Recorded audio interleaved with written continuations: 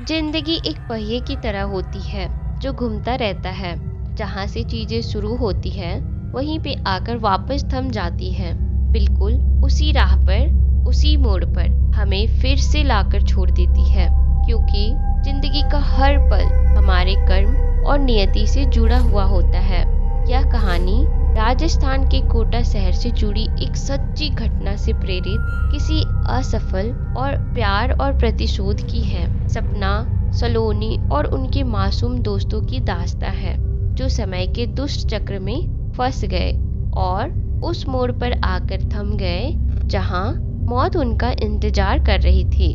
राणा साहिब एक बहुत अमीर और आलीशान हवेली का मालिक था। उन्हें अपने से 10 साल छोटी उम्र की लड़की से प्यार हो गया था, लेकिन वो लड़की राणा साहब को अपने प्यार के मायाजाल में फंसा के उनकी जायदाद को छीन लेना चाहती थी। एक बार उस लड़की ने अपने प्रेमी के साथ मिलकर राणा साहब को मार मार कर जिंदा जमीन में गाड़ दिया।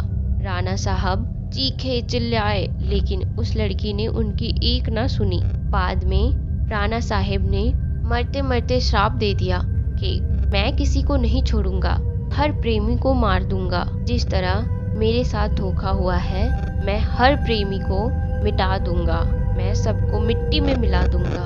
और राणा साहब की मौत हो गई। उन दिन के बाद वो जगह और वो हवेली श्रापित हो चुकी थी। वहाँ जो भी जाता था वो कभी भी वापस लौटकर नहीं आ पाता था। आज भी राणा साहब की प्रेत आत्मा वहाँ घूमती रहती है। कुछ दिनों बाद उस हवेली पे एक प्रेमी कपल वहाँ पे घूमने के लिए आए। सपना और रजत, उन दोनों की सगाई हो चुकी थी, लेकिन शादी करनी बाकी थी। सपना अपने घर में किसी को कुछ बताए बिना रजत के साथ आई थी। सपना और रजत मजाक मस्ती में उस जगह पहुंच गए जहां पे राणा साहब को जिंदा दफन कर दिया गया था। अचानक रजत उस जगह पे गिर जाता है और उसका पैर जमीन के नीचे घुसने लगता है। यह देखकर सपना डर जाती है और मदद के लिए चीखने चिल्लाने लगती है, लेकिन कोई भी उसकी आवाज नहीं सुन पाता है। सपना जब उस हवेली में मदद के लिए जाती है तो वहीं उसे किसी की होने का आभास होता है। उसी वक्त तुरंत सपना गिर जाती है और कोई उसका पैर पकड़कर उसी जगह पर खींच कर ले जाता है जहां राणा साहब और रजत दफन हुए थे।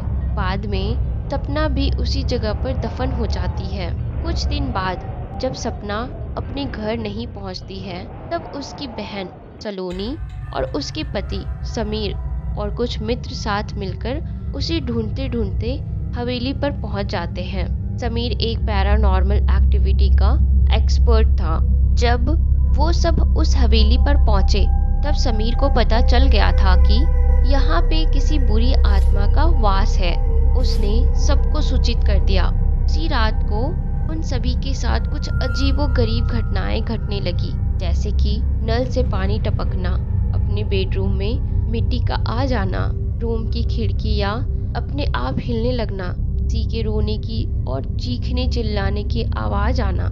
यह सब देखकर वो सभी डर जाते हैं और उनमें से एक भागने की कोशिश करता है, लेकिन राणा साहब की प्रेत आत्मा उसे भी जिंदा दफन कर देता है। दूसरे दिन जब उन लोगों को पता चला कि उनका एक साथी गायब है, तब वो लोग और भी डर जाते हैं। लेकिन समीर बताता है कि हमें यहाँ से बाहर निकलना है तो हमें उस आत्मा को बुलाना होगा और उनसे पूछना होगा कि आखिर चाहती क्या है। डर के मारे सभी लोगों ने समीर की बात मान ली और आत्मा को बुलाने के लिए तैयार हो गए।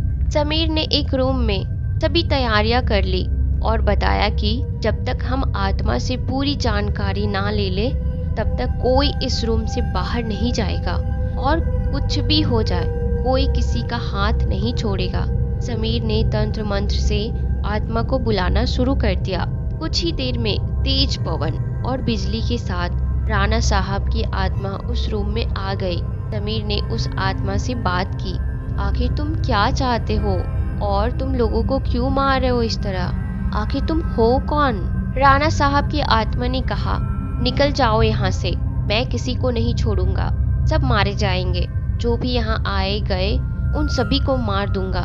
इतना कहकर वो आत्मा चली गई। वो लोगों ने बाद में सपना की आत्मा को बुलाया और पूछा आखिर उसके साथ क्या हुआ था।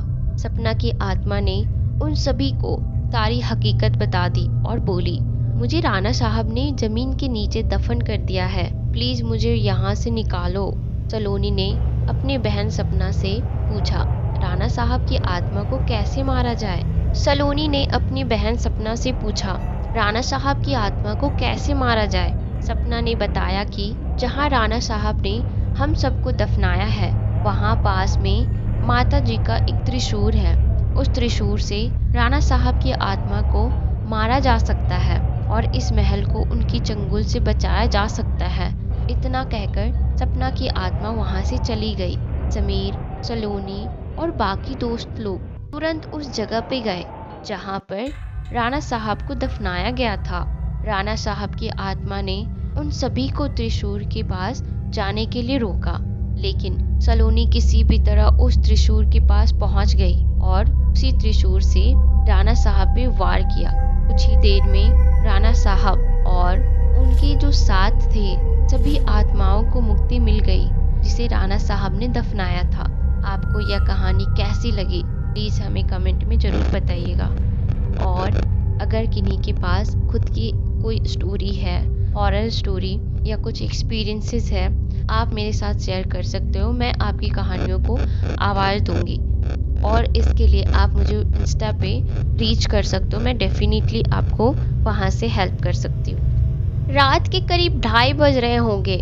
नाइट शिफ्ट करने के बाद मैं पैदल ऑफिस से घर की ओर लौट रहा था। वहाँ न होने के कारण बीते 1-1.5 साल से महानगर की सुनी बियावन और लंबी सड़कें हम साया बनकर मेरे साथ चलती रहती। बाप रे, इतनी लंबी लंबी और भूतिया सड़कें खत्म होने का नाम ही नहीं लेती। बस चलती रहती है, रुकने का नाम ही नहीं लेती। कहीं ऐसा घनघोर अंधेरा कि पैर कहाँ पड़ रहे हैं पता ही नहीं चले, तो कहीं खंभों की लाइट से फूटते सफ़ेद चिलमिलाते प्रकाश में नहाती सड़कों की खूबसूरती देखते ही बनती है। रोजाना का रूटीन होने के कारण अब इन सुनी और अंधेरी सड़कों से डर नहीं लगता। इन्हीं सुने और बियावन रास्तों पर दिन भर इतना हेवी ट्रैफिक और चहल पहल रहती है कि एक कदम पैदल चलना भी दूभर हो जाए। मई की बेरहम गर्मी, माथे से चूता पसीना और ऐसे में अचानक हल्की हल्की ठंडी चलने लगी। माथे के पसीने से टकराती ठंडी हवा कितनी शीतलता प्रदान करती है। ऐसे में कौन बेवकूफ होगा जिसका मन गुनगुनाने को नहीं करेगा। गुनगुनाते हुए मैं आगे की ओर बढ़ ही रहा था कि अचानक मेरी आंखें एक जगह जाकर ठिठक गई। सड़क किनारे एक सभ्य सी अधेड़ महिला खड़ी दिखाई दी। करीब 100-125 फीट की दूरी रही होगी। कंधे पर छोटा सा बैग लटका था और वहीं पैरों के पास भी एक ब्रीफ केस जमीन पर रखा दिखाई दिया। सफेद प्रिंट वाली साड़ी से जिस करीने से उसने अपना सिर ढक रखा था उससे तो वो किसी भले घर की ही लग रही थी। लेकिन इतने रात गए, वो भी शहर के भीतर से गुजरने वाले हाईवे पर, कुछ अजीब सा लगा। हो सकता है मायके या ससुराल वालों ने बस में बिठा दिया हो और किसी कारण बस लेट होने पर महिला को देर रात यहाँ उतरना पड़ा हो। शायद उसका घर यहीं कहीं आसपास ही होगा या फिर शायद सवारी ऑटो या रिक्शे का इंतजार कर रही होगी। लेकिन इतना रात गए रिक्शा कहाँ मिलेगा? शायद घर का कोई परिजन गाड़ी लेकर आ रहा होगा या शायद सोचते हुए मैं उसके बहुत करीब आ गया। नजरों से नजरें टकराई मगर वो जरा भी नहीं झेपी। मेरी आंखों में बराबर देखती रही, भय का नामो निशान तक नहीं। वरना इतनी अंधेरी और सूनी रात में एक अकेली महिला, कम से कम मुझ जैसे मवाली सरीखे इंसान को देखकर तो डर ही जाए। लेकिन वो तो लगातार घूरती रही। चेहरे पर ना कोई हाव ना कोई भाव। हाँ, होठों पर मुस्कान बराबर जमी रही। मैं ही झेप गया, मुझे ही नजरें हटाना पड़ी। ऐसी वैसी तो नहीं। फिर एक कदम से सिर झटक दिया। हो गई। मैं सोचने लगा, कहीं ऐसी वैसी तो नहीं। फिर एकदम से सिर झटक दिया। होगी कोई, मुझे क्या लेना देना। मैं तेजी से कदम बढ़ाता हुआ अनजान महिला को क्रॉस कर गया। अनजाने डर और शर्म के मारे मैं फिर पलटकर नहीं देखा। न जाने वो क्या सोच बैठे। चलते चलते मैं दूसरी सड़क पर आ गया। अब वो सड़क और महिला पूरी तरह से ओझल हो चुकी थी। कहीं कोई भूत ऊत तो नहीं। थोड़ी देर पहले भला लगने वाला रास्ता अब भयभीत करने लगा था। मैं जल्द जल्द अपने घर पहुंच जाना चाहता था। इसी तारम तरे में मैंने अपने चाल को बढ़ा लिया था और बड़े बड़े कदम फेरने लगे थे। करीब पौना किलोमीटर ही चला था कि अचानक मुंह से चीख से निकल गई। वो महिला करीब 100 गज दूर पर मेरे सामने आकर सड़क के किनारे उसी ढंग से खड़ी दिखाई दी। कंधे पर बैग और जमीन पर ब्रीफ केस। यह कब यहाँ आ गई? एक ही रास्ता तो है। ना कोई गाड़ी निकली और ना ही वह पैदल दौड़ती हुई मुझसे आगे निकल गई। मेरा पूरा शरीर डर मारे के पसीने से तत्तर बत्तर हो गया। ऐसा लगा कि आज की रात कहीं आखिरी रात ना हो जाए। वो भूतिया औरत कुछ देर में मुझे चबा चबा कर खा जाएगी। मैं बेतहासा भागा, इतनी तेज कि पता ही नहीं चला कि वो औरत कब पीछे रह गई। भागता रहा और सीधे घर पर जाकर ही रुका। सांसें धौंकनी सी चल रही थी। घर के बाहर ही कुछ पल खड़ा रहकर मैं अपनी सांसों पर कंट्रोल किया। अगले दिन शाम करीब 5 बजे ऑफिस पहुंच गया। एक बुजुर्ग कर्मचारी को रात का सारा घटनाक्रम सुना डाला। हंसते हुए बोले, नूर चचा, अरे कहीं बुच्चड़ खाने के पास की बात तो नहीं कर रहा? बुच्चड़ खाना? मैंने बुदबुदाया। हाँ, बुच्चड़ खाना स्टॉलर हाउस था जहाँ जानवर कटते हैं। बेटा, वो सड़क बहुत खतरनाक है। बहुत सारे हादसे होते हैं वहाँ। तेज रफ्तार बड़ी गाड़ियों ने बहुत सारे लोगों को कुचला है। सुना है कि कई साल बस का इंतजार कर रही एक औरत को भी एक ट्रक ने रौंद डाला था। तुझे ही नहीं, बहुत सारे लोगों को दिख चुकी है। लेकिन बेटा, भली रात में औरत की रूह लगती है, कभी किसी को नुकसान नहीं पहुंचाती। मैं हैरान था और परेशान भी। अब कैसे निकलूंगा उस रास्ते से रात में पैदल? और एक आत्मा औरत की रूह से आमना सामना हुआ है मेरा, वो भी भली औरत की रूह। अगर आपको ये कहानी अच्छी लगी हो तो आप मेरे चैनल को सब्सक्राइब जरूर करना। एंड अगर आपको ये स्टोरी लिखते हो तो और चाहते हो कि मैं आपकी स्टोरी को आवाज़ दूं, तो आप मुझे इंस्टाग्राम पे मैसेज कर सकते हो। मैं आपकी स्टोरी को आवाज़ ज़रूर दूंगी। जब से फैक्ट्री में मेरी दूसरी पाली की शिफ्ट ड्यूटी लगी थी, तब से रात्रि में घर जाने में काफ़ी देर हो जाया करता था। ऑफिस से घर की दूरी यही करीब 1 किलोमीटर की रहती होगी। जब तक बहुत जरूरी ना हो, रात में घर आने जाने के क्रम में रास्ते में पड़ने वाली सुनसान गलियां, जिनसे होते हुए घर जल्दी पहुंच तो सकता था, पर उन गलियों को पकड़ना मैं पसंद ना करता था, क्योंकि एक तो वहां घात लगाकर बैठे चोर उचक्कों का खतरा रहता, तो दूसरी तरफ कुत्ते बहुत भौंकते थे उधर, जिससे मुझे डर लगता था। इसलिए हमेशा पक्की सड़क वाले मुख्य मार्ग से ही घर जाया करता था। उस रात बहुत हवा तेज चल रही थी और शायद जोरों की बारिश भी होने वाली थी। रात के करीब 12 बजे हैं। बच्चे भी सो गए होंगे। पत्नी निर्मला भी मेरे बिना खाना नहीं खाती, सो खाली पेट मेरी राह देखती होगी। यही सब सोचते और टिफिन बॉक्स हाथ में लटकाए मैं तेज कदमों से घर की तरफ निकल पड़ा। कुछ दूर चलने के बाद आज उस संकरी और कच्ची गली की राह ले लिया, ताकि जल्दी से घर पहुंच जाऊं। इतनी रात और ऊपर से यह सुनसान और संकरी गली। मुझे डर भी लग रहा था, क्योंकि कुत्ते सतर्क होते दिखने लगे, मानो कोई अनजाना अनचाहा मेहमान आ रहा हो उनकी तरफ। वैसे मेहमान हो या फिर कुत्ते, बिन बुलाए मेहमान तो किसी को भी पसंद नहीं आते।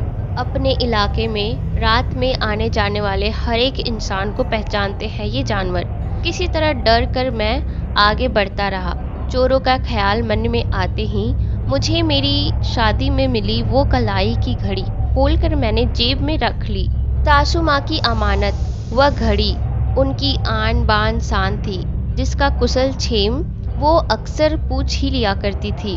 और सुनहरे रंग की उस घड़ी की उच्च गुणवत्ता से सभी को परिचित करवाने में गौरवान्वित महसूस करते। उनके चेहरे पर उठता वो चमक देखते ही बनता था। नहीं चाहता था कि मेरी पूजनीय सासू माँ के मन को तनिक सा भी ठेस पहुँचे। इधर गली में भीतर की ओर बढ़ने पर वह संकरी हो चली थी। 2 से 3 आदमी एक साथ आ जाए तो आगे पीछे होकर चलना पड़ता। फिर सड़क कच्ची भी थी और कहीं कहीं से टूटी फूटी सो अलग। बहुत धैर्यवान होंगे इस गली में रहने वाले जो इन रास्तों से डेली आना जाना करते होंगे। मैं महसूस कर रहा था कि 2 चीजें इस वक्त तेजी से चल रही है। एक तो दिमाग में ढेर सारी बातें और दूसरी इस गली में मेरे कदम। थोड़ा चलने के बाद एक मोड़ आया जहाँ एक मस्जिद पड़ता है। मस्जिद के ऊपर लगे बड़े भोंपू वाले लाउड स्पीकर के अलावा इस अंधियारे में कुछ भी बड़े ही मुश्किल से दिख पा रहा था। पर मैं महसूस कर पा रहा था कि अब बड़ी अच्छी भीनी सी खुशबू आ रही थी वहां से। साथ ही ठंड और अब थोड़ी थोड़ी बढ़ने लगी थी। मैं अपने धुन में मैं अपने गंतव्य की ओर बढ़ता चला जा रहा था। थोड़ा ही आगे बढ़ा तो पीछे से एक किसी की कदमों की आहट सुनाई देने लगी। अभी तक तो कोई नहीं था मेरे आसपास। अचानक यह किधर से आ गया? कौन है ये? कोई कुत्ता, कोई चोर या फिर मेरा भ्रम? डर भी लग रहा था। ना लूटना चाहता था मैं और ना ही इंजेक्शन लेने का मन था। इसी डर में मेरे कदम और भी तेज होने लगे। अभी तो यह गली भी खत्म नहीं हुआ था और थोड़ा और समय लगता इसे पार करने में, और उस कदम की आहट मेरा और भी पीछा करने लगा। अब मुझसे रहा ना गया और मैं बहुत हिम्मत करके पलट कर देख ही लिया। सफेद साड़ी में लिपटी वह एक स्त्री थी जो तेज कदमों में मेरी ओर बढ़ती चली आ रही थी। अपनी तरफ आती उस स्त्री को देखकर ही साफ प्रतीत हो रहा था कि वह भी तेजी से इस सुनसान अंधेरी गली को ही पार करना चाह रही है। सफेद साड़ी पहनने के कारण उसे अंधेरे में देख पाना आसान था। अब मुझे थोड़ा इत्मीनान हुआ और शांत मन से आगे बढ़ता रहा। तभी ऐसा एहसास हुआ कि वह स्त्री बिल्कुल मेरे पीछे आकर खड़ी हो गई हो और मुझे आवाज दे रही है, थोड़ा रुकिए। मैं पीछे पलटा। सच में वह कुछ कहना चाह रही थी। बड़ी बड़ी आंखें, चेहरे पर अजीब सा तेज और जैसे कोई अप्सरा हो। सफेद साड़ी में खड़ी वह स्त्री अंधेरे को चीरती हुई अपनी एकमात्र उपस्थिति दर्ज करा रही थी। मैंने पूछा, जी कहिए क्या बात है? जवाब में उस स्त्री ने निवेदन किया कि कृपया साथ साथ चलिए, बहुत अंधेरा होने की वजह से मुझे डर लग रहा है। मैंने सहमति में अपना सर हिला दिया। अब हम दोनों एक साथ आगे बढ़ते जा रहे थे।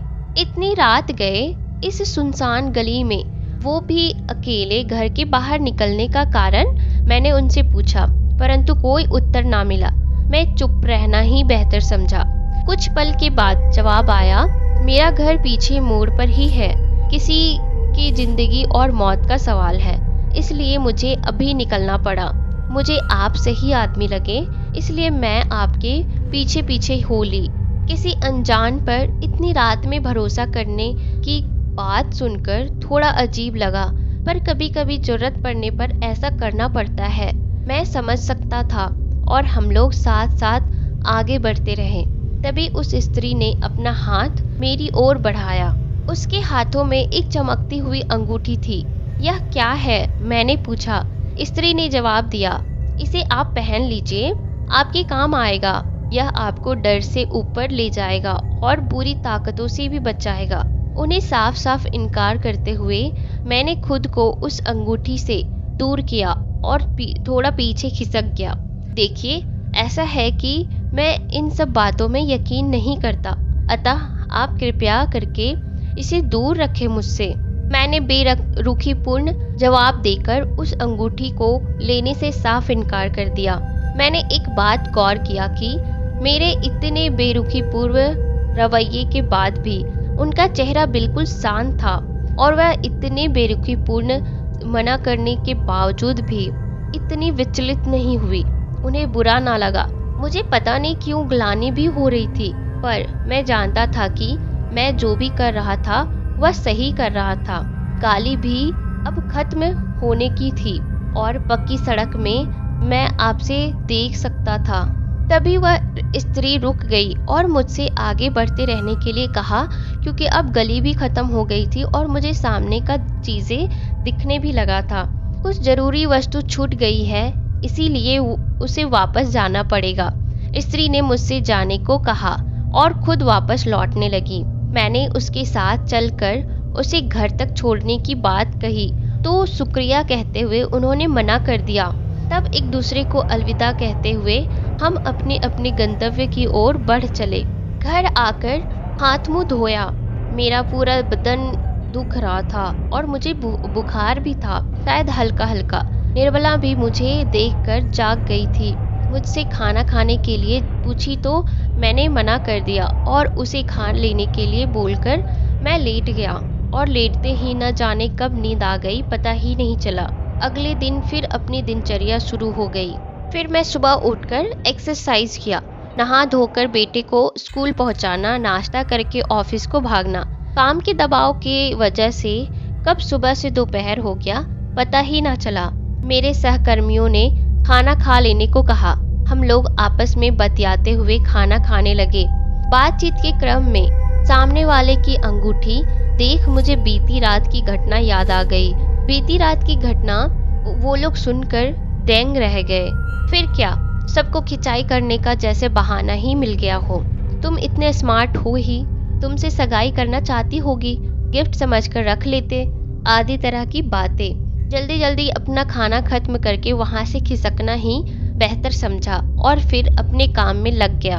उनकी बातें सुनकर मेरे दिमाग में कहीं ना कहीं आने लगी कि शायद मैं उनको सुंदर लग रहा होगा, शायद इसलिए वो मुझे अंगूठी दे रही थी। ये सारी बातें दिमाग में चल रहे थे, बट फिर भी मैं अपने काम में व्यस्त हो गया।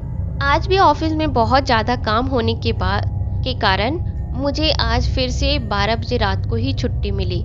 आज साथ में एक सहकर्मी भी था जो घर वापसी में मेरे साथ साथ हो लिया। थोड़ी दूर तक साथ चलने के बाद वो अपने घर के लिए दूसरी तरफ मुड़ गया और मेरे आंखों के सामने फिर से वही संकरी गली थी। मैं एकदम हक्का बक्का सा हो गया कि अब मैं क्या करूं क्या ना करूं। आज फिर से उसी गली में घुस गया, जैसे कोई मुझे बुला रहा हो या मैं फिर से खुद से जाना चाहता था, पता नहीं। हाथ में टिफिन बॉक्स लिए मेरे कदम धीरे धीरे आगे बढ़ते जा रहे थे। आज कुत्ते नहीं दिख रहे थे, कहाँ गायब हो गए सभी। बहुत अजीब सा बात था। एक दिन में इतने परिचित हो गए ये बेजुबान जानवर मुझसे। मस्जिद वाली मोड़ से घुमा और थोड़ा आगे बढ़ा ही था, तभी पीछे से आवाज आई, जनाब जरा ठहरिए। मैं ठिका, पलट कर देखा। लहराते हुए सुनहरे बालों वाली यह वही महिला थी जो पिछले दिन मिली थी। लंबी सी बिंदी लगाए, काली साड़ी में, चेहरे पर एक तेज लिए हुए, मस्जिद के पास खड़ी मुस्कुरा रही थी। इतने अंधेरे में भी एक प्रकाश था उसके चारों तरफ। अजीब सा एक आकर्षण था उसके चेहरे पर। आज भी आपकी मदद चाहिए, मुझे मिलेगी? उस स्त्री ने एक मुस्कान के साथ कहा। मैं हाँ बोलूं या ना, कुछ भी समझ नहीं आ रहा था। फिर भी हामी में सर हिला दिया। वह मेरे साथ होली। आज चुप नहीं थी, वह बोले ही जा रही थी, जैसे मेरा ही इंतजार कर रही हो कि क्या क्या बताना है या पूछना है। सब पहले से ही सोच कर रखी हो।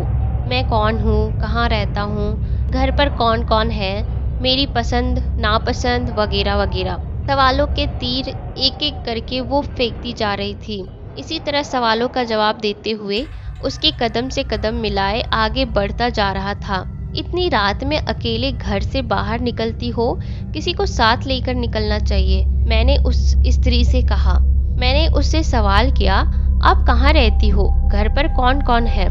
इस पर वह हंसकर बस यही बोली कि क्या करिएगा जानकर, बस जब मिलना हो इसी वक्त इस गली से गुजरना, मैं दिख जाऊंगी। ठहाके मारकर हंसने लगी। मुझे बहुत ही अजीब लग रहा था यह सब और उसका ऐसा जवाब। बातें करते हुए हम दोनों आगे बढ़े जा रहे हैं। उसने अपने कंधे पर लटकाए एक थैले में हाथ डालकर कुछ निकाली। उसने अपनी मुट्ठी बंद कर रखी थी। कुछ तो था उसके हाथों में, क्या था मैं कुछ समझ नहीं पाया। और फिर मुझे मेरा हाथ आगे बढ़ाने को कहा। मैंने प्रश्न किया, क्या है इसमें? मुस्कुराकर बस वह मुझसे मेरा हाथ आगे बढ़ाने का जिद करने लगी, जिसके लिए मैं बिल्कुल तैयार न था। जब अपनी बंद मुट्ठी उन्होंने ना खोली तो मैंने भी साफ साफ मना कर दिया कि हम लोग कितना जानते हैं एक दूसरे को, और ऐसे ही किसी अनजान से बंद मुट्ठी से मैं तो कुछ ना लूंगा।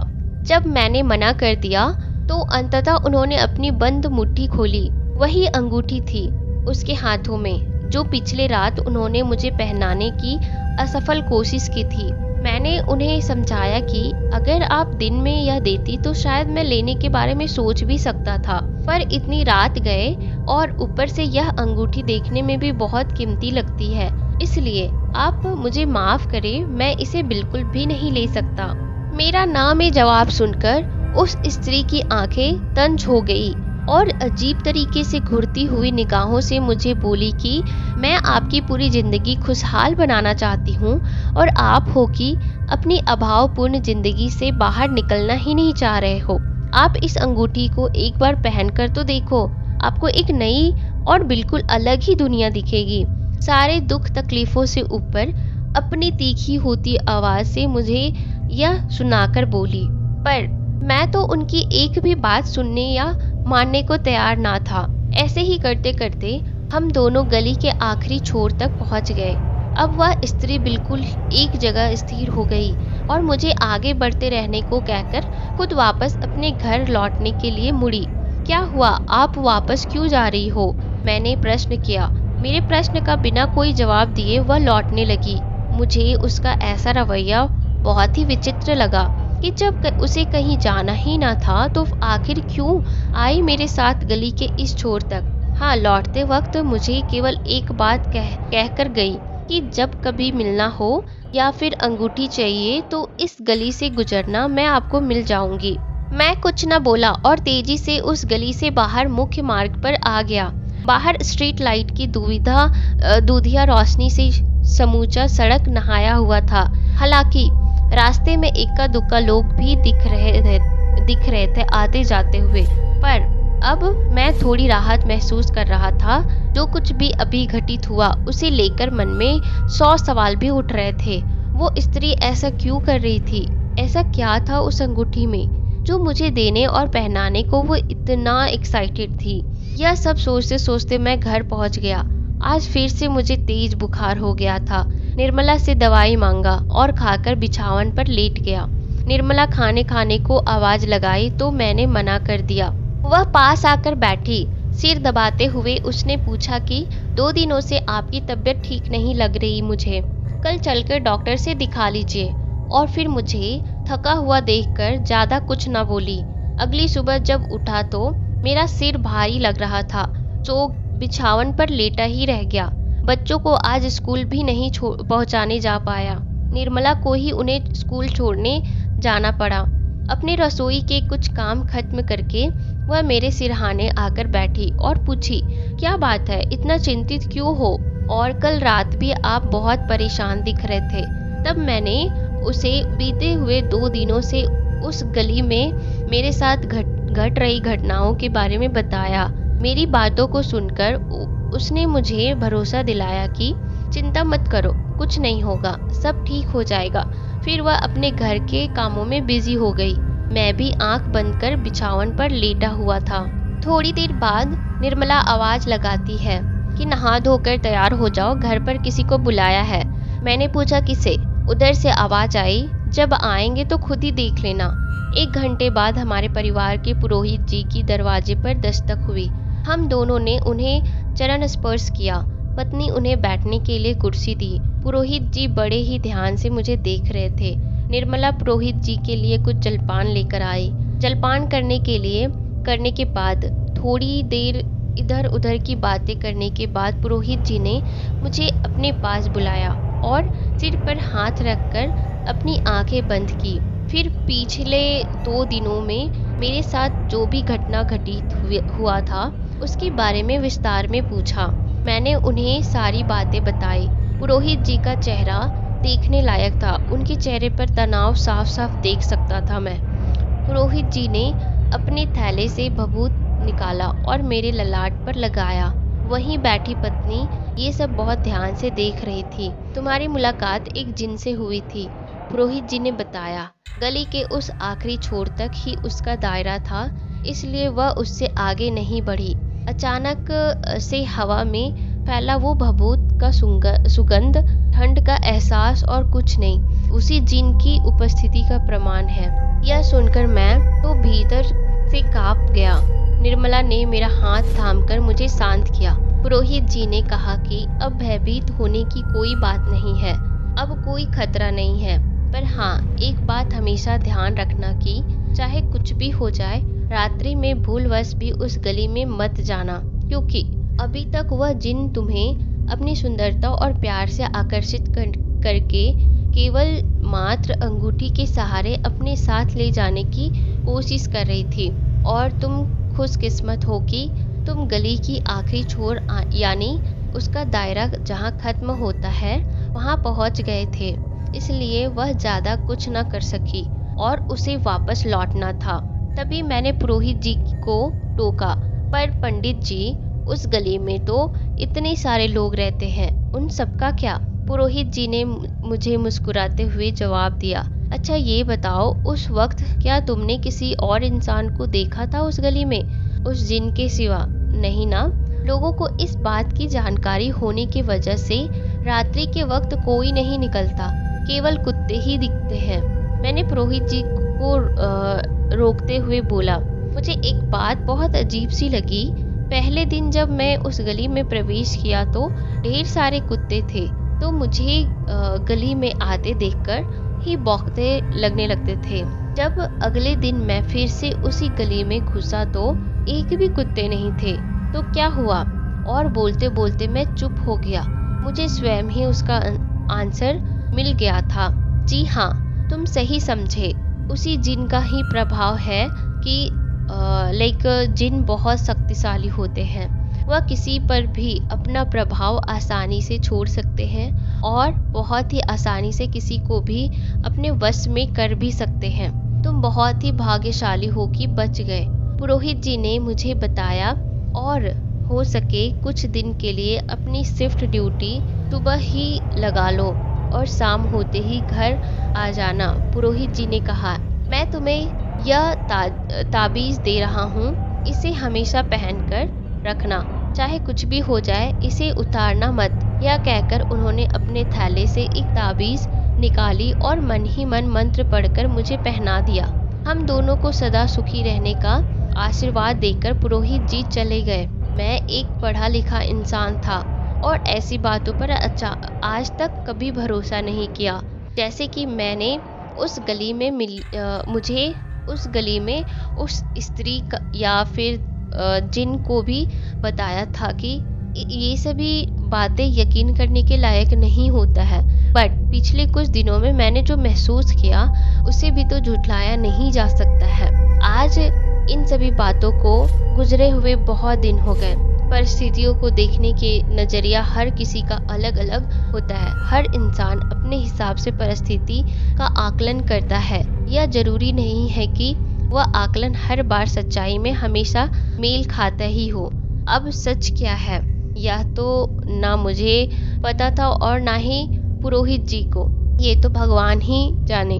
हाँ, एक बात तो थी कि मेरे दिमाग में जो बहुत सारे सवाल उठ रहे थे उस गली में घटी घटनाओं को लेकर और उस स्त्री के बारे में, पुरोहित जी की कही बातों से मुझे उसका उत्तर मिल गया।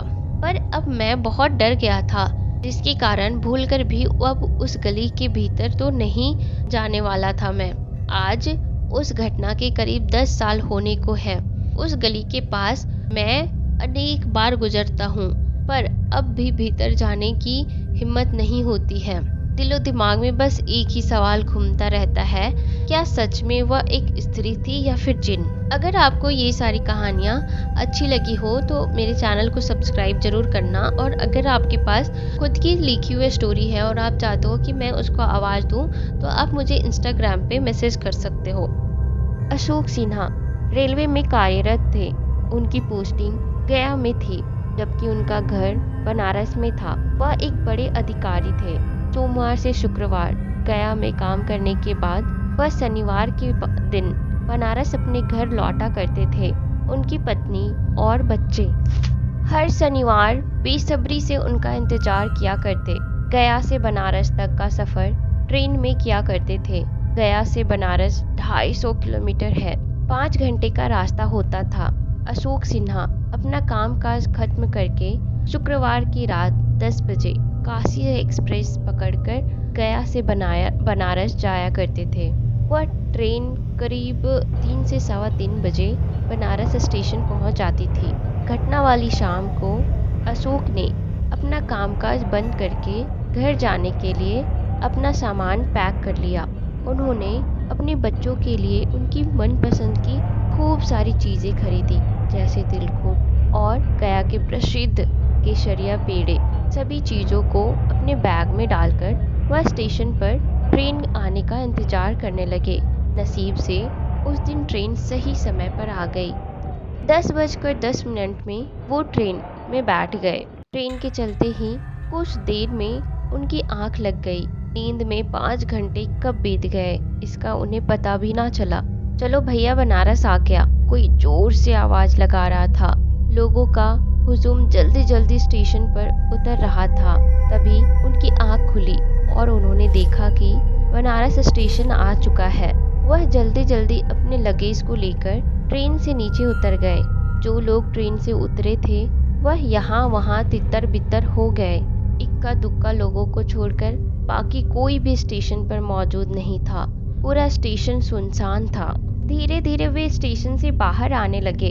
अब उनके सामने बहुत बड़ी दिक्कत थी। उन्हें पता था कि उस समय उन्हें घर जाने के लिए रिक्शा नहीं मिलेगा। वह सोच रहे थे कि इतना समय कैसे बिताया जाए, क्योंकि रिक्शे सुबह 5 बजे से ही चलना शुरू हुआ करते थे और अभी रात के 2:15 बज रहे थे। उन्होंने अपना लक आजमाने का सोचा और स्टेशन से बाहर निकले ताकि देख सके कि शायद कोई रिक्शा खड़ा हो। अमावस्या की रात थी। बिना चांद का आसमान भयंकर लग रहा था। हर जगह अंधेरा फैला हुआ था। सन्नाटा अपने पैर पसार चुका था। केवल कुत्तों की आवाज बीच में आ रही थी, घो घो। अशोक एक हिम्मती आदमी थे। भूत प्रेत जैसे अदृश्य शक्तियों से डर नहीं लगता था, बल्कि वो उन पर यकीन ही नहीं करते थे। स्टेशन के बाहर पहुंचने पर उन्हें एक रिक्शा दिखा। रिक्शा चालक सर झुकाए हुए बड़ी शांति से अपने साइकिल रिक्शा पर बैठा हुआ था। उन्होंने सोचा शायद वह सो रहा होगा। वह धीमे धीमे कदमों से उसके पास पहुंचे ताकि उसकी नींद डिस्टर्ब ना हो। उसके पास पहुंचते ही उन्होंने धीरे से उससे पूछा, क्यों भैया, लंका चलोगे? लंका बनारस का मशहूर शहर है। पहले तो साइकिल रिक्शा वाले ने कोई जवाब नहीं दिया, इसीलिए उन्होंने वाक्य को पूरा फिर से दोहराया। इस बार रिक्शा वाला ने धीरे धीरे अपनी गर्दन उठाई और रिक्शे को चलाने की मुद्रा में आ गया।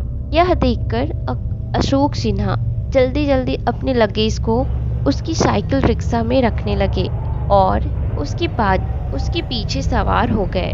उनके बैठते ही रिक्शा वाला अपने साइकिल को चलाने लगा। रिक्शा मिल जाने की खुशी में अशोक ने चैन की सांस ली और वह अपनी आंखें मूंदकर आराम से बैठ गए। हवा का झोंका उनके चेहरे को छू रहा था। उन्होंने रिक्शा वाले से बात करनी चाहिए और उससे कहा, तुम लोग रात में रिक्शा क्यों नहीं चलाते? गनीमत है मुझे तुम मिल गए, नहीं तो कितने बार मैं रात में आया हूँ, लेकिन कभी मुझे कोई रिक्शा वाला नहीं मिला। यात्रियों को कितनी दिक्कत होती है। तुम लोगों को रात को रिक्शा चलाना चाहिए। अशोक सिन्हा इतनी देर से बातें किए जा रहे थे, लेकिन रिक्शा वाला कोई जवाब नहीं दे रहा था। उन्होंने सोचा शायद वह बात करने के मूड में नहीं है। कुछ देर बाद जब उन्होंने अपनी आंखें खोली तो वह अपने आसपास का नजारा देखकर दंग रह गए। उनका रिक्शा अभी भी स्टेशन के पास ही मौजूद था। वह मन ही मन सोचने लगे कि आधा घंटा बीत गया, रिक्शा वाला इतनी देर से रिक्शा चला रहा है, लेकिन वह कहीं पहुंचे क्यों नहीं? रिक्शा आगे बढ़ते हुए प्रेरित तो हो रहा था, लेकिन उन्हें यह देखकर बहुत ताज्जुब हुआ कि वह कहीं नहीं जा रहे थे। उनके रोंगटे खड़े हो गए। वह बार बार रिक्शा वाले को रिक्शा रोकने के लिए कहने लगे, लेकिन रिक्शा वाला बिना जवाब दिए बस अपने पैरों को चलाए जा रहा था। लेकिन उसका नतीजा कुछ नहीं हो रहा था। रिक्शा अभी भी स्टेशन के बाहर ही मौजूद था। अशोक सिन्हा समझ गए कि जरूर कुछ न कुछ गड़बड़ है। उन्होंने अपनी दादी से सुना हुआ था कि अमावस्या की काली रातों पर भूत प्रेत पिशाच घुमा करते हैं। उन्होंने सुन रखा था कि रात के 3 बजे भूत प्रेत आजाद घूमते हैं। वो एक अजीब मुश्किल में फंस गए थे। उन्हें समझ नहीं आ रहा था कि वह अपने आप को कैसे बचाए। तभी उन्हें याद आया उनकी जैकेट में रखा एक छोटा सा चाकू। फिर अपनी दादी माँ की याद आई। दादी ने कहा था कि कभी कोई ऐसी घटना घट जाए तो लोहे का प्रयोग करना, क्योंकि भूत प्रेत लोहे से बहुत डरते हैं। उन्होंने तुरंत अपनी जेब से चाकू को निकाला और फिर एक जोरदार आवाज में रिक्शा वाले को रोकने के लिए कहा, मैं कहता हूँ रुक जा, अब तू नहीं रुका तो फिर देखना। इस बार रिक्शा वाले ने रिक्शा चलाना बंद कर दिया। उन्होंने जल्दी जल्दी अपना सामान उठाया और रिक्शे के बाहर आ गए। रिक्शे से उतर गए। उतरकर जैसे ही वह पीछे पलटे तो यह क्या उन्होंने देखा कि वह रिक्शा वहां से गायब था। उन्हें आज तक पता नहीं चला कि वह रिक्शा वाला कौन था और उसका रिक्शा और वह खुद कहाँ गायब हो गए। दोस्तों, क्या आपने भी ऐसी कोई कहानी सुनी है? अगर हाँ तो कमेंट करके ज़रूर बताएं। और अगर आपको कहानी अच्छी लगी तो मेरे चैनल को सब्सक्राइब कीजिएगा ऐसी कहानियाँ सुनने के लिए। और अगर आपके पास कुछ अपनी कहानियाँ हैं या कुछ एक्सपीरियंसेस है तो आप मुझे इंस्टाग्राम पे शेयर कर सकते हैं। मैं आपकी कहानियों को आवाज़ ज़रूर दूंगी। यह कहानी उन 4 दोस्तों की है जिसके साथ कुछ ऐसी घटना घटी कि जिसे उनका पूरी जीवन ही बदल गया। आइए जानते हैं कि ऐसा क्या हुआ था। मुंबई शहर की रहने वाली प्रिया शर्मा अपने दोस्तों के साथ रवि, साहिल और विजय के साथ शिमला जाने का प्लान बनाया। वो सब शिमला जाने के लिए बस में बैठ गए। कुछ ही देर में प्रिया सो गई। अचानक प्रिया की नींद खुली तो उसने देखा कि बस में कोई नहीं था। बस का ड्राइवर भी नहीं था। बस अपने आप चल रही थी। उनके सारे दोस्तों भी बस में नहीं थे। यह सब देखकर डर के मारे प्रिया जोर जोर से चिल्लाने लगी। अचानक उसे लगा कि कोई उसके पीछे खड़ा है। जब उसने पीछे मुड़कर देखा तो वहाँ एक स्त्री बैठी हुई थी। उस स्त्री का चेहरा जला हुआ था। ऐसा लग रहा था कि किसी ने उसके चेहरे पर एसिड फेंका हो। ऐसा भयानक चेहरा देखकर प्रिया ने चिल्लाना शुरू कर दिया, बचाओ बचाओ बचाओ। और अचानक प्रिया की नींद उड़ गई। वो एकदम डरी हुई और पसीने से पूरी भीग गई थी। पास में बैठे विजय ने पानी की बोतल दी और बोला, शायद तुम्हें कोई सपना देखा होगा। थोड़ी ही देर में सब शिमला पहुंच गए और एक होटल पर रात बिताने लगे। दूसरे दिन वो सब साथ में मिलकर होटल के पास वाले पहाड़ पे घूमने जाने के लिए प्लान बनाया। करीबन आधे घंटे में वो सब पहाड़ की उस सबसे ऊंची शिखर पर पहुंच गए। वहीं से नीचे देखने पर घने लीलेछम पेड़ पौधे काफी सुंदर दिख रहे थे। अचानक साहिल चौंक गया और बोला, नीचे देखो, कोई खड़ा है, लगता है कोई स्त्री है। विजय और रवि भी देखने लगे लेकिन उन्हें कोई नहीं दिख रहा था और बोले, तू पागल हो गया है क्या? इस घने जंगल में कोई स्त्री कहाँ से आ सकती है? तुम्हें शायद कोई भ्रम हुआ होगा। उसके बाद वह सब खुली जगह पर चले गए। रात होने ही वाली थी, इसलिए वह सब ने पहाड़ पर ही रुकने का निर्णय लिया।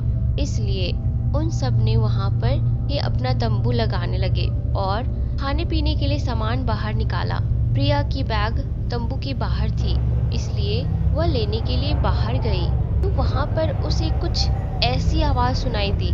प्रिया उस आवाज की ओर अपनी नजर घुमा रही थी तो उन्हें सामने से कोई 3 आदमी आते हुए दिख रहे थे। उनके हाथ में धारदार हथियार देखकर प्रिया डर जाती है और दौड़ के तंबू के अंदर आ जाती है। उसने अपने दोस्तों से भी यह बात की लेकिन कोई उसकी बातों पर विश्वास नहीं कर रहा था। प्रिया चिल्लाकर बोली, आप सब पागल हो गए हो क्या? कोई भी मेरी बातों पर भरोसा क्यों नहीं कर रहा है? चलिए मेरे साथ बाहर, मैं आपको बताती हूँ। वो सभी बाहर आकर सिकरटी टॉर्च से नीचे देखने लगे। उतने में ही उन सभी को लगता है कि कोई 3 लोग उनकी ओर बढ़ रहा है। यह सब देखकर वो सभी डर जाते हैं और तुरंत ही अपना सामान समेटने लगते हैं और बड़े से पत्थर के पीछे छुप जाते हैं। थोड़ी ही देर में वो सब ऊपर आ जाते हैं। प्रिया देख रही है कि उनके हाथ, पैर और सिर आम आदमी जैसे बिल्कुल भी नहीं थे।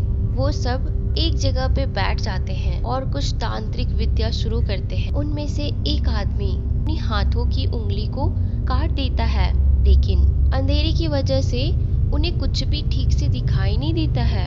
अचानक उन चारों ने देखा कि एक औरत उन आदमियों के बीच में आके लेट जाती है। कोई नहीं जानता कि आखिर वो औरत आई कहाँ से, वहाँ पे पहुंची कैसे।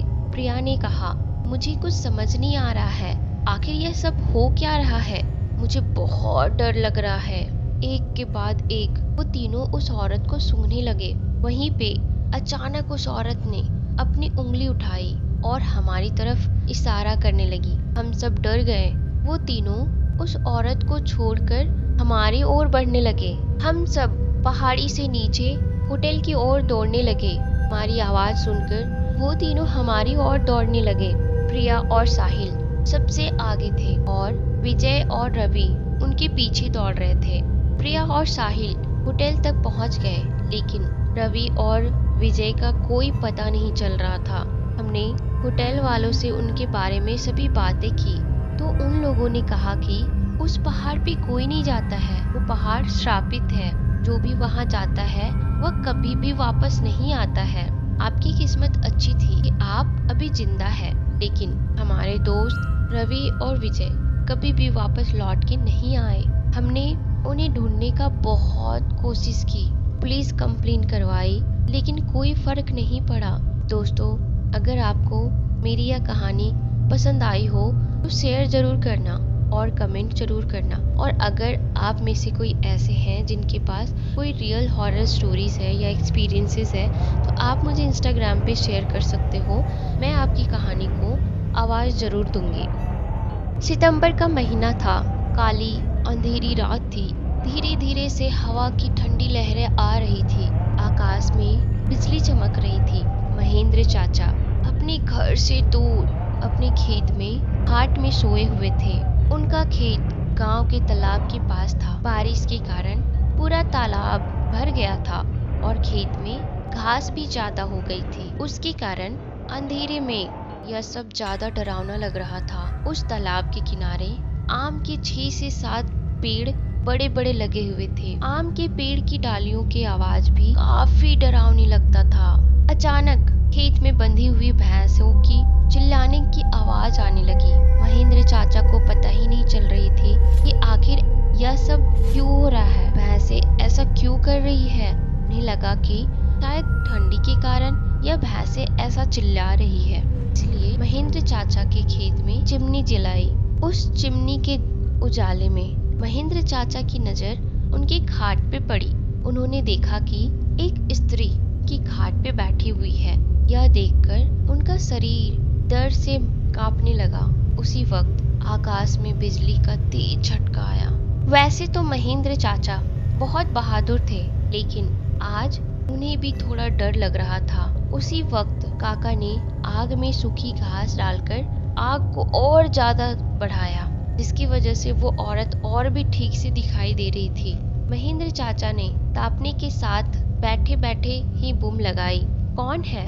पर सामने से कोई प्रतिक्रिया नहीं मिली, इसलिए काका अचंभित रह गए।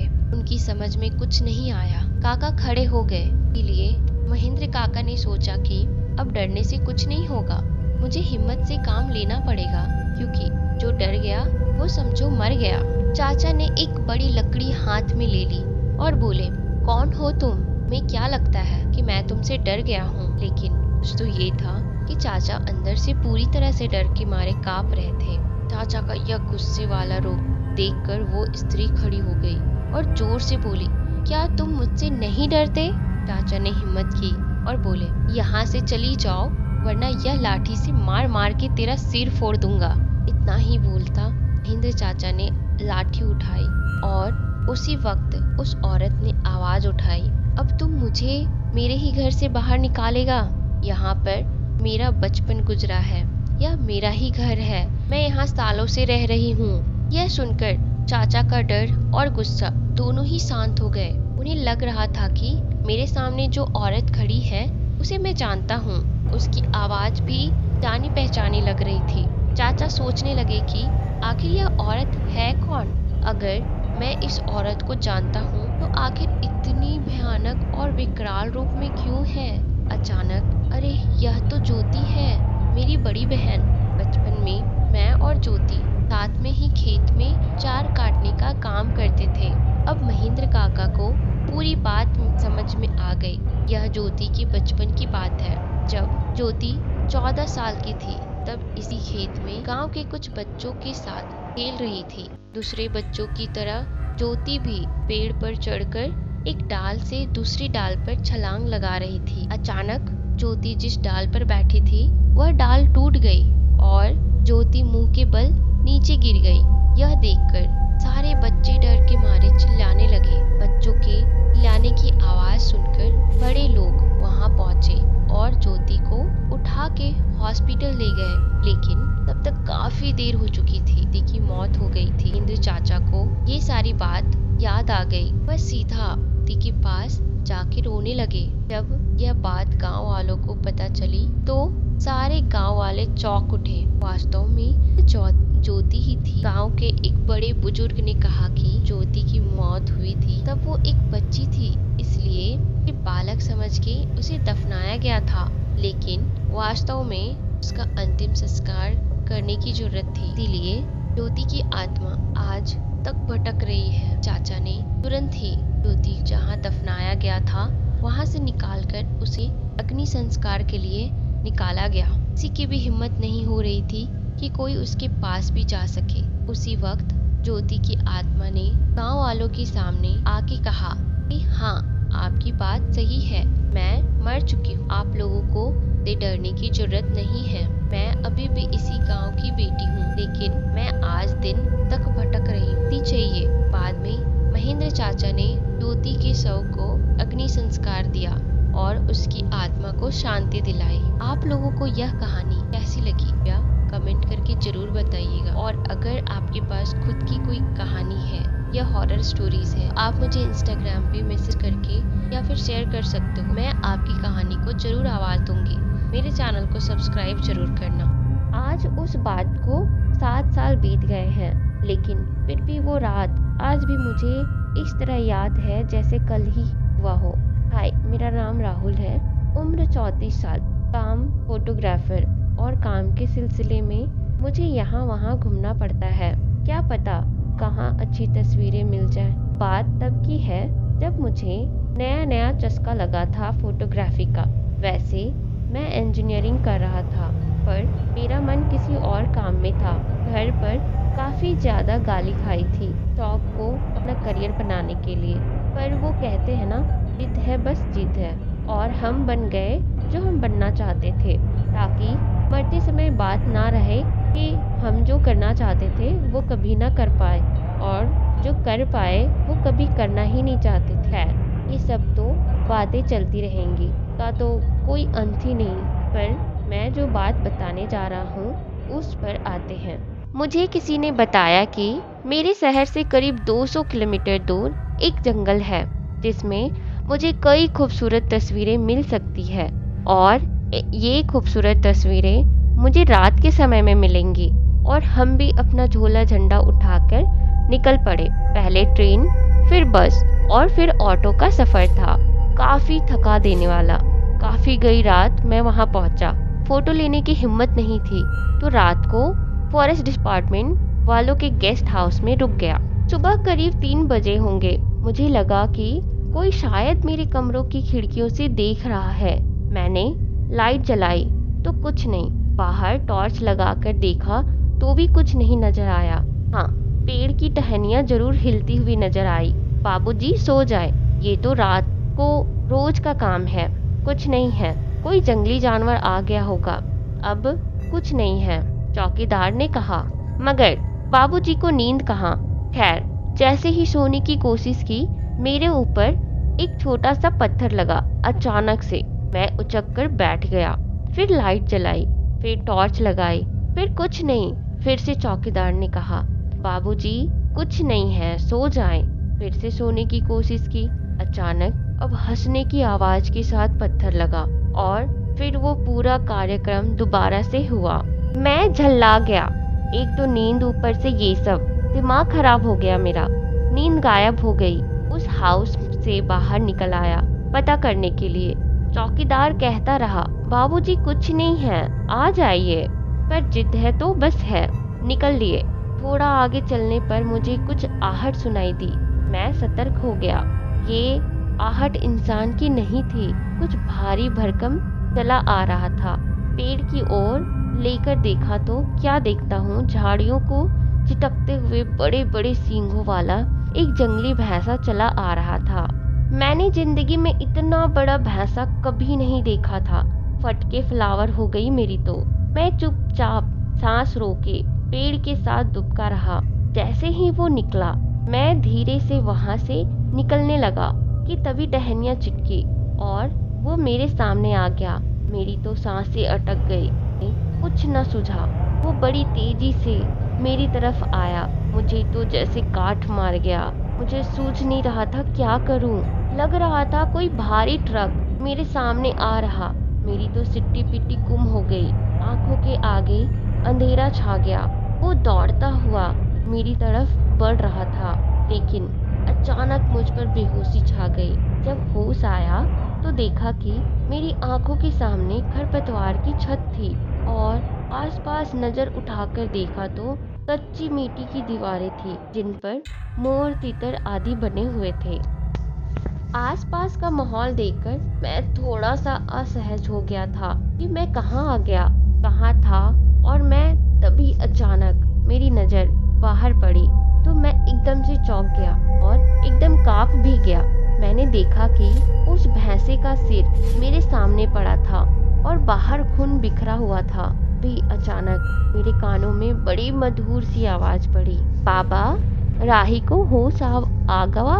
देखा एक 18-19 बरस की सांवली सी, पतली सी, बड़ी बड़ी आंखें, लंबे लंबे बाल, पतले होंठ, तीखे नैन, नक्श बड़ी अदा से मेरे पास आकर बैठ गई। मैं कहा हूँ और यहाँ कैसे पहुँच गया, मैंने पूछा तो उस लड़की ने हंसकर जवाब दिया, तुम पहुँचे नहीं बाबू, पहुँचाए गए हो यहाँ जंगल में, जानत हो। अगर हम नाई होते तो बाबू आज तुम धरती पर ना होते। हाँ, इस साढ़ आज तुम्हारी बारात निकाल देता भगवान के यहाँ और तुम मर जाते जैसे ई मरा पड़ा हुआ है। उस साढ़ को इशारा करते हुए उसने कहा, अरे बाबू होश आया तुम्हें, बच गए आज तुम। अगर इन वक्त पर बिटिया तुम्हारा जान नहीं बचाती तो आज तुम जमराज घर होते। बच गए बाबू, हम हैं बाबू, जंगली लोग जंगल का कंद मूल खाकर गुजारा करते हैं। हमें सदियों से जंगल खाना और रहना देता आया है। हमारी और जानवरों की आपसी सहमति है, तुम हमारे इलाके में ना आओ, हम तुम्हारे में नहीं आते हैं। पर ये बाहर के लोग जंगलन को काट रहे हैं और हमारे इलाके में जानवर घुस आए हैं, क्योंकि उनके इलाके में आदमी नाम का जानवर घुस आया है, जिससे हमारी जिंदगी तबाह हो गई है। बाबूजी, हमको अब अपने जंगल को बचाने के लिए अब ई आदमी नामक जानवर को खत्म करना पड़ेगा। पर के हाथ में कोनो हथियार नहीं था, इसलिए आपको नहीं मारा, वरना आपको अगर साढ़ ना मारता तो हम खत्म कर देते।